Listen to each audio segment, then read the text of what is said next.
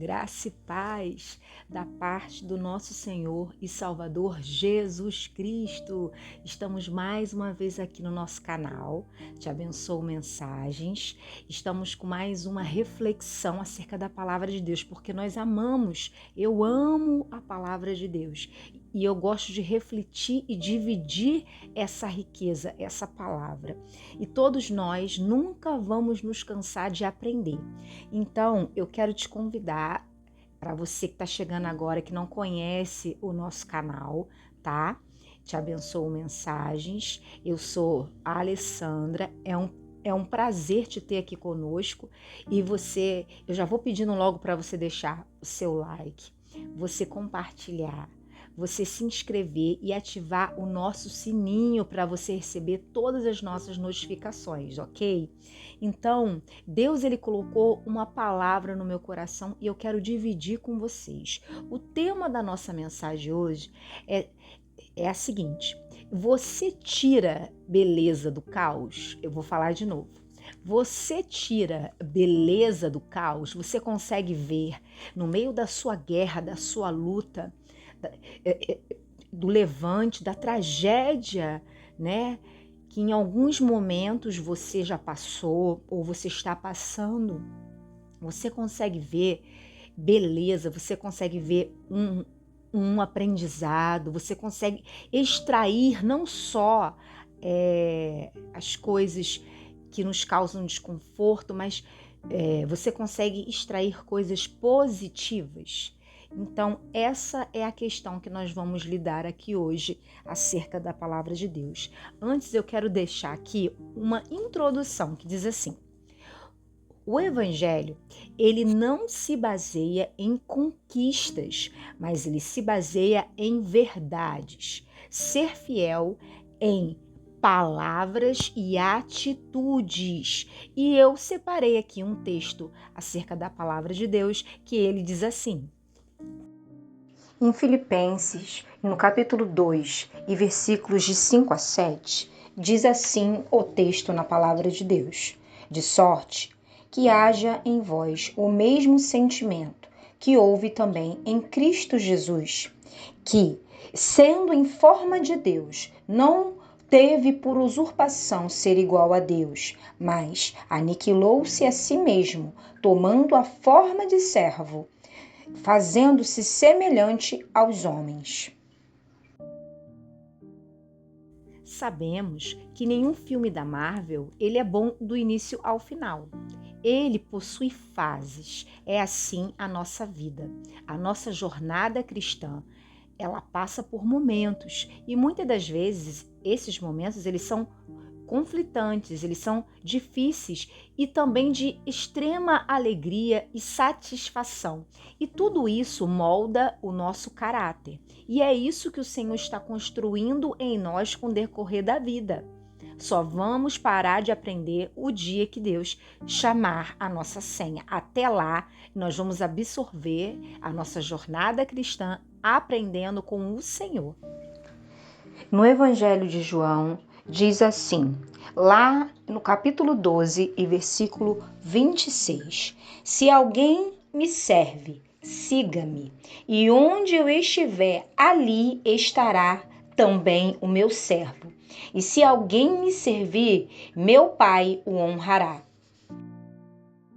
No Evangelho de João, no capítulo 7 e versículo 24,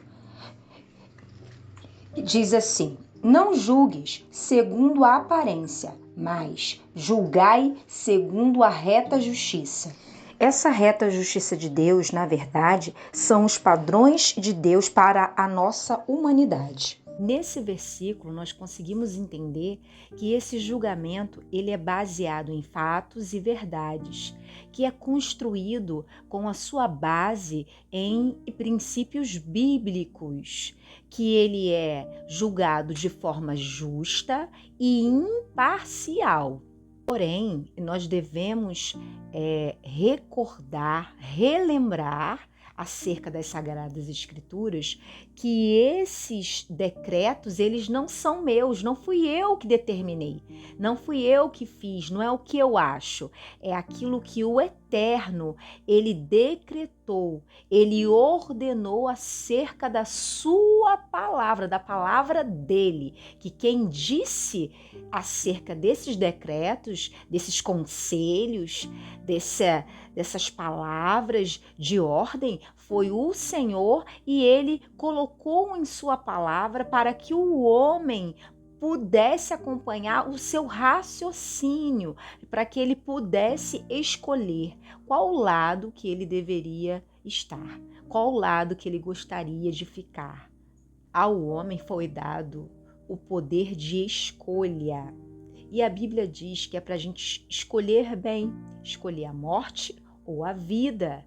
E a partir daí trilhar esse caminho com responsabilidade, com autoridade, com jurisdição territorial, com Deus sarando a sua terra e quebrando todos os altares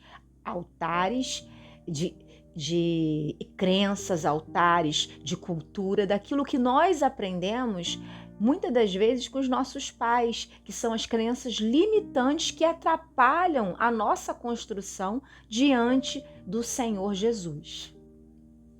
Não fomos nós que decretamos, não fomos nós que ordenamos, mas sim o Eterno, o Senhor da glória, Deus Pai.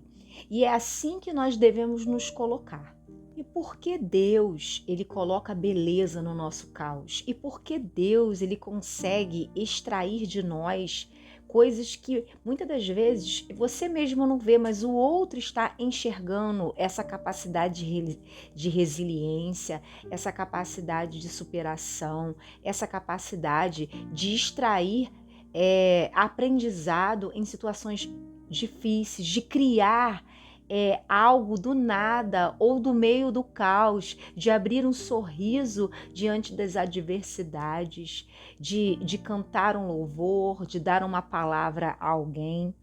Porque Deus, ele investe o tempo dele em nós? Porque Deus, ele coloca essa circunstância, ele permite, né? Deus, ele permite, o diabo rouba, né? Mas Deus, ele restitui. Então, por que acontece isso com a gente? Porque nós somos a imagem de Deus na terra. Em Colossenses, no capítulo 1 e versículo 23, diz assim o texto: Se na verdade permanecerdes na fé, fundados e firmes, e não vos moverdes da esperança do evangelho que tendes ouvido, o qual foi pregado a toda criatura que há debaixo do céu, e do qual eu, Paulo, estou feito ministro. Esse texto, ele está falando de uma esperança de um culto racional. Devemos prestar a nossa devoção com racionalidade e entendimento diante daquilo que estamos colocando as nossas mãos para fazer. E esse resgate, ele foi um ato de amor a todo aquele que nele crê. Ele permitiu que o seu filho fosse entregue como uma ovelha muda e que o seu sangue vertesse em remissão pelos meus e pelos seus pecados, e pelas suas pisaduras nós fomos sarados. Aleluia! Deus, ele vai te libertar para você libertar outros e outros ganharem outros. Esse é o grande mecanismo de Deus, a grande engrenagem de Deus, é que eu tenha vida eterna e que outros também tenham vida eterna, e assim o reino de Deus possa ser povoado pela luz, pela verdade, pela palavra, pelo Senhor Jesus Cristo governando a nossa vida, o Espírito Santo nos encaminhando a Deus Pai, através do sacrifício de Jesus Cristo. O nosso elo, a nossa aliança, ela precisa estar conectada com a palavra de Deus, em oração, jejum e leitura da palavra de Deus. Que você seja uma influência na sua geração, que você possa usar todos os meios cabíveis para você estar falando do amor do Senhor, que você seja diferença nessa geração, dentro da sua casa, porque o maior ministério ele começa em casa, que você possa receber essa palavra e que essa palavra possa vir como água, água viva que jorra direto do trono de Deus. Eu deixo essa reflexão para você, tá? Fique na paz, um grande beijo e até um próximo dia. Fui! Deixe seu like, ative o sininho para você receber todas as nossas notificações e se inscreva em nosso canal. Um grande abraço, fui!